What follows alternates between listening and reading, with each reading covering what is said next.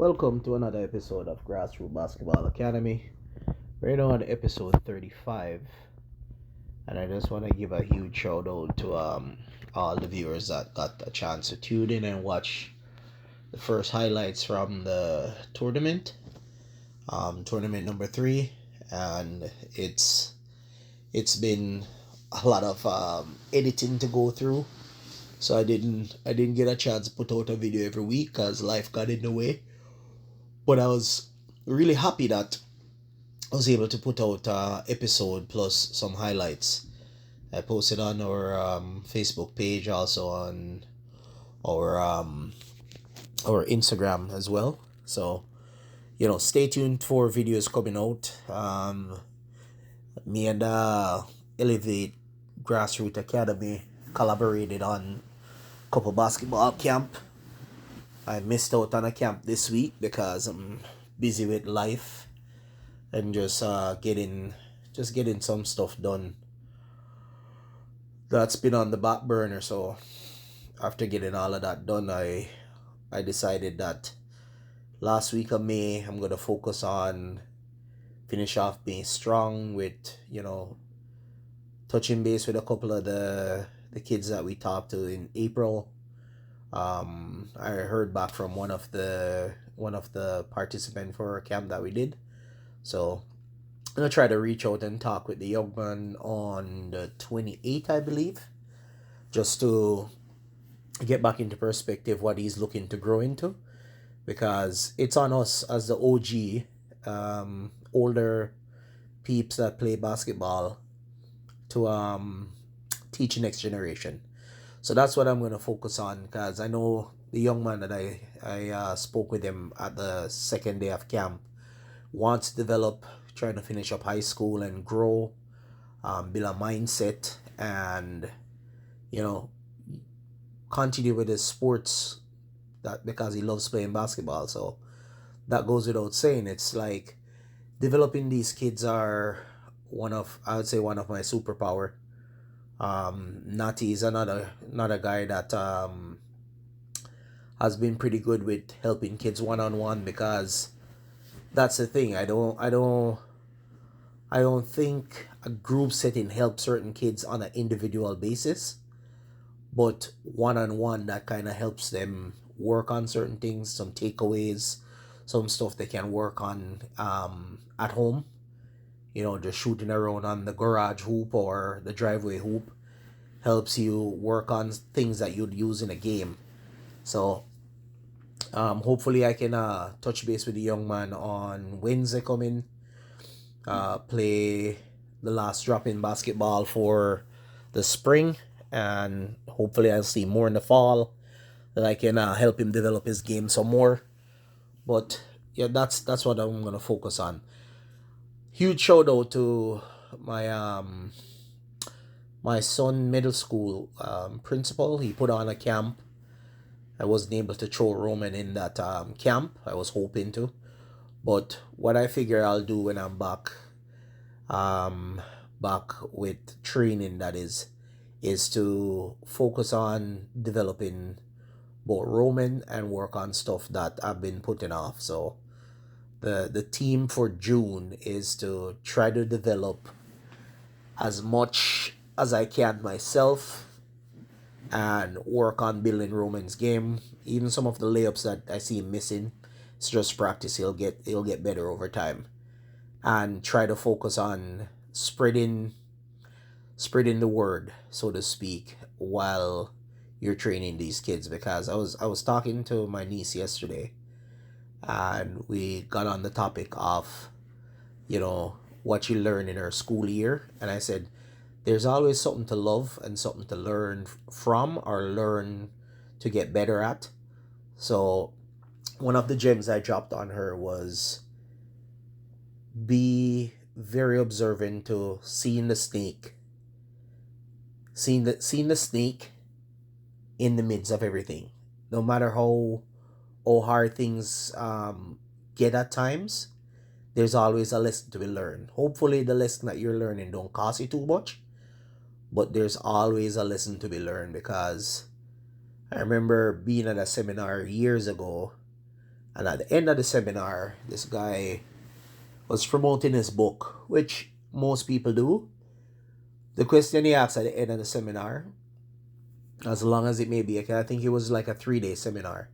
He said, "What did you love and what did you learn?" John Maxwell, I think it is. Not getting paid for this, but shout out to John Maxwell because it was a really good seminar. Me and my wife attended that seminar and we learned a lot. But there's always a lesson to be learned.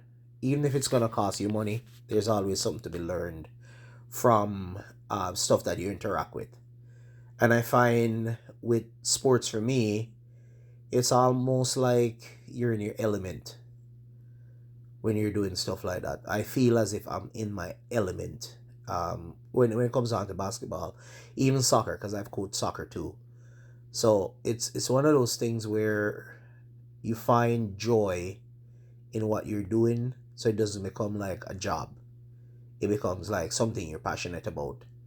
And to be honest, I can't say it enough how much I want to put some highlights out this summer from dropping basketball over winter, the tournament, all of that stuff to help promote the next one.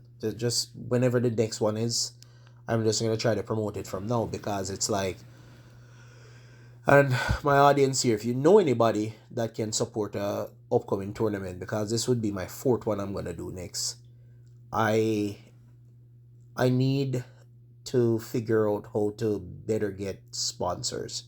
I have sponsors that have been there for the last 3 years or 2 years, I should say. I have day one sponsors. Shout out to Kingsman, and the last couple of years I've communicated and collaborated with FIBA Canada in Edmonton. So shout out to my sponsor from FIBA. And then this year, like I said, Natty and Big, I think it's Big Mac TV has been one of those people that sponsored this year's tournament, and I was happy for the sponsorship because it went a long way. There's just certain things that I've learned and I can get better at. So what I love from it is that you had people with different perspective that show you a different angle in putting on tournaments. So I was happy to see that aspect of things, learning from mistakes that were made and learn from it, move on, be better. Because the next one, it's just gonna be better over time. That's the best way to look at it. And I can't I can't get hung up on what should have happened, what didn't happen, and all of that. I just have to learn from it and grow from it. And again, I really want to shout out the Penhole Multiplex because it was really good to see how much they were good about like stuff that got changed on the fly, and it worked out to be more than what I expected. So seeing the gratitude in everything was very helpful. Learning from things that could have gone better and make it better for the next one. Just learn from it and move on. Like leave whatever leave whatever that was not perfect, because we can't always focus on the perfection. Focus on how we can make it better. That's a tip that I took away from my third tournament. But overall, it was good.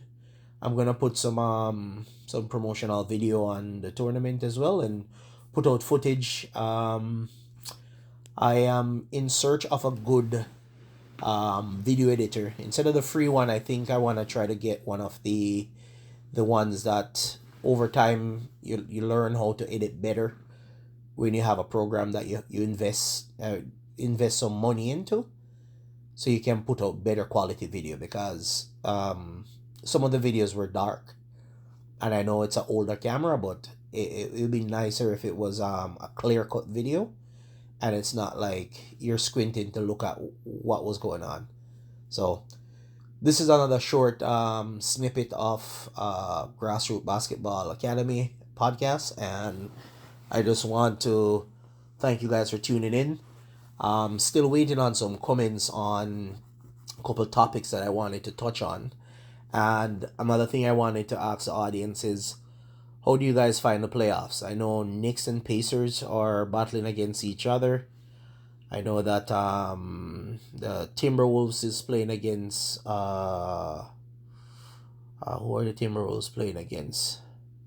I can't remember all the teams because I've just been watching highlights, but Timberwolves advance after beating Golden State, and oh, they're playing Oklahoma Thunder. Timberwolves are playing against those guys. So huge shout out to seeing better basketball on the NBA side of things. It's not just the same old boring routine, and only at finals or this side of the playoffs you start seeing better basketball in the NBA. But the Knicks and Pacers series, I think Pacers are leading 3-2 or no 2-0 right now. They're beating the Knicks 2-0, and I think Minnesota Timberwolves are down as well. But yeah, I would share you guys' thoughts on what you guys think of the NBA, what you guys think of even about the WNBA. I've seen little snippet here and there about couple players hating on Caitlin Clark, I think her name is. But share you guys' thoughts on that because I'm always interested to see what's gonna happen with viewership with the WNBA because I've never sat down and watched a WNBA, but because of that young lady, I've watched a couple NCAA games with Caitlin Clark, and that girl can shoot. As a one baller to another, she can shoot, and she'll shoot your lights out. So share your thoughts on that, guys. All my basketball fans, and lastly, um, I'm I'm trying to brainstorm some ideas in regards to my next special event for my tournament. I'd like whoever can give me the best advice on what you guys would like to see.